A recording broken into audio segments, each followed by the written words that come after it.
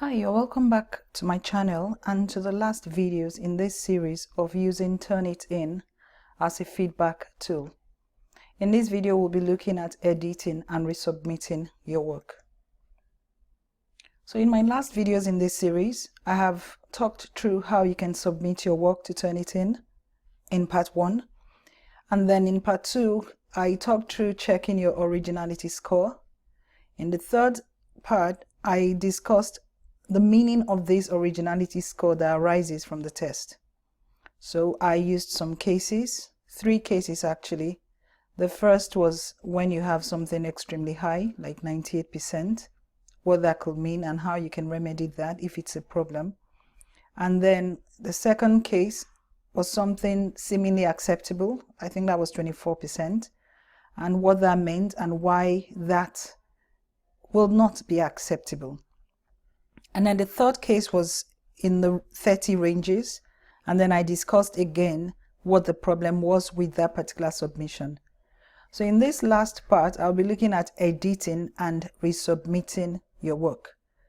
So this actually is okay if the lecturer has set up the system in such a way that you're allowed to resubmit. So that way, when you have your draft submission and then you have the Turnitin report, you're able to see where learning has not actually taken place. And then, like I advised you in my last video, you go back to your sources, you read them again, try to make your notes properly again, and then rewrite those aspects, ensuring that learning has taken place. Okay, so why would you want to edit and resubmit? Someone may ask. Why do you want to do that? This becomes necessary if, for instance, you submit your draft and you come up with 36. Okay, so it's not about the number, it's about what the number means, which is what I explained again in my last videos.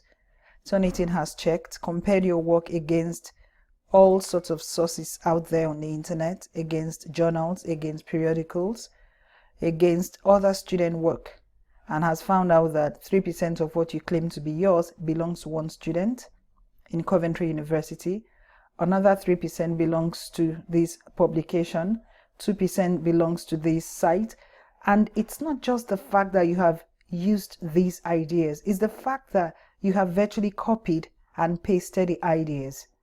So you've virtually copied and pasted too much from several sources in this instance. So learning has not taken place.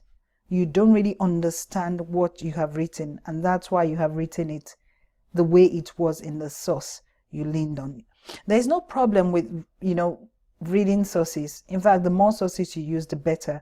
But the question is, how well do you use them?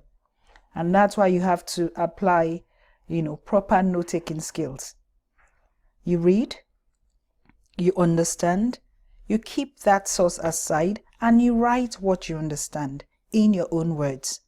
And then use this to make up the bits that you're responding to in your coursework. That's the best way to go about it.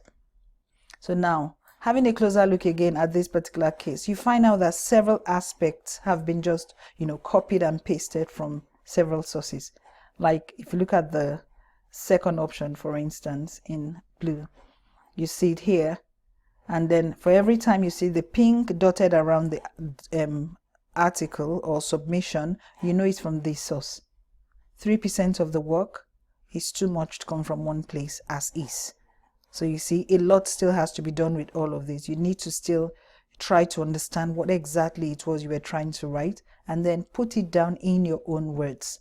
Okay, so from this example, you can see why it's necessary to edit and resubmit, because what you have submitted suggests, or, suggests that you have not really understood what you've written.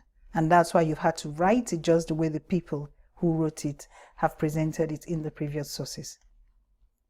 Now, what should you do? You go back to the initial document. You review the journals, the articles, or the textbooks that you read initially to enable you write those bits. Reread the irrelevant sections. Close the text. Think through what it's saying. Write it in your own words. What exactly are you trying to say? Write it in your own words. And then replace the highlighted text or sections with your own words. add the in-text citations to let your reader know that the idea is not yours. You got it from this particular article or textbook, and then save your new document. So that is what you need to do at this point. So once you save your new document, you are ready to re-upload. You go back to the submission point, okay? And this is the initial work that was submitted. So what you want to do now is to click on Edit Submission, and then you click on Add. Remember, you must state that this work is yours. You must tick this checkbox, but to override this, you have to click on this Add. And then you come to Browse to pick the document. When you click on Upload, when you browse, you are pulling the file up, and then of course you are still the author, and then you upload this file. And once you save the new file, it will override the old file. And once you override the old file and you wait for a few minutes, a new Turnitin report will come out, and then you find out that the value or the number has actually dropped. It will not be 36 anymore. So the recommendation is to ensure you read, you understand, you critically evaluate your source, and then make your notes in your own words. Ensure learning takes place, because at the end of the day, that is what we're trying to achieve. We want you to understand what you are being taught. We want you to achieve the learning outcomes. And learning occurs when we are able to gain a mental grasp of the subject. So whatever it is you are being taught, if it's project management, for instance, project life cycle, until you have a mental grasp of the fact that, you know, the life cycle starts with you starting up a project and then moving through all the stages to when you now end the project, you don't have a mental picture of it. Then make your ability to make sense of the subject by interpreting or putting it into your own words. That, you know, depicts that learning has taken place. So you have to have a mental grasp, be able to put it in your own words, and then use your newly acquired ability or knowledge in conjunction with skills and understandings that you already possess in this context. So in the context of this particular assignment brief.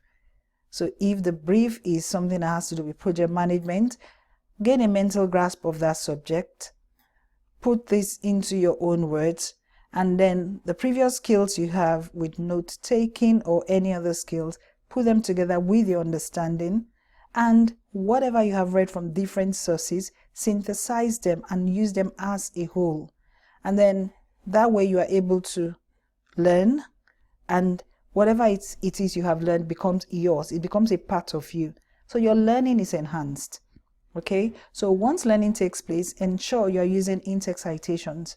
So you're able to tell whoever is having a look at your work that this aspect is not my idea, it is from this source, but I have actually used it to build my own findings. So in summary, now you can submit your work to Turnitin. You can also check the originality score. You understand the meaning of the originality score or the number. You know that there isn't an acceptable number, but that the decisions are based on individual investigations. So you can edit and resubmit your work. And that's it. So I hope the videos have been quite useful, and I hope now you'll be able to make optimal use of Turnitin as a feedback tool. So thank you for staying with me on this channel.